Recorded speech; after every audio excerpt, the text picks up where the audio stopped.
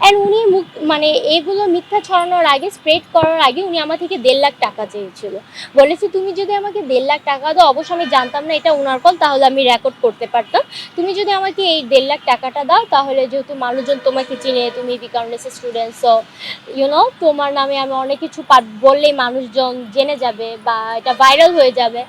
আমি বলেছি okay aunty, আপনি যদি 1.5 লাখ টাকা চান আমি 1.5 লাখ টাকা দিব, বাট আপনাকে না, পুলিশকে দিব। আমি মামলা করবো, আমি কোর্টে দেবো, আমি আপনাকে 1.5 লাখ টাকা দিয়ে দোষী কেন থাকবো মানুষের কাছে। সো এর আগে পোস্ট করেছিল, কিন্তু পুলিশের ধমকানিতে সে পরবর্তীতে পোস্টটা অনলি মি করে দেয়। কিন্তু পরবর্তীতে যখন দেখে যে উনার 25,000 থেকে 26,000 ফলোয়ার হয়েছে, সো দ্যাট উনি আবার ওই ক্যাপশনগুলো আমার ছবি ইউজ করে উনি ওগুলা পোস্ট করে।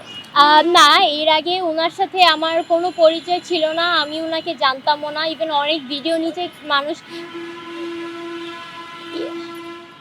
ইভেন আমি ওনাকে আগে দেখিও নাই, আগে ওনাকে আমি চিনতামও না। বাট ওনার এই পোস্টের নিচে অনেকে কমেন্ট করছে যে এটা হয়তো সাজানো নাটক, কারণ বাইফাতে যে 209টা সিসিটিভি ক্যামেরা বা একটা ন্যাশনাল অ্যাওয়ার্ড শোতে যে অনেকগুলো সিসিটিভি ক্যামেরা থাকবে, সেটা একটা কনসেপ্ট থাকে, একটা ছোট বাচ্চাদের কনসেপ্ট থাকবে।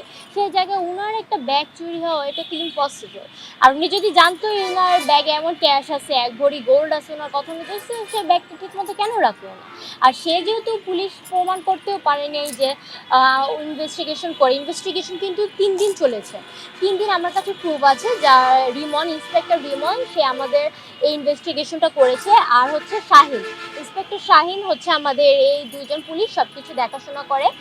রাত 9টা থেকে 2:30 পর্যন্ত সিসিটিভি ক্যামেরা ফুটেজ দেখছিল বাংলাদেশ চায়না ফ্রেন্ডশিপে। সো তারা আমাকে বলে যে আপু আপনি চলে যান, আপনি একজন নির্দোষ। তো আমি চলে যাই, অ্যান্ড তার মামলাটা আনফর্চুনেটলি নেয়নি, যার কারণে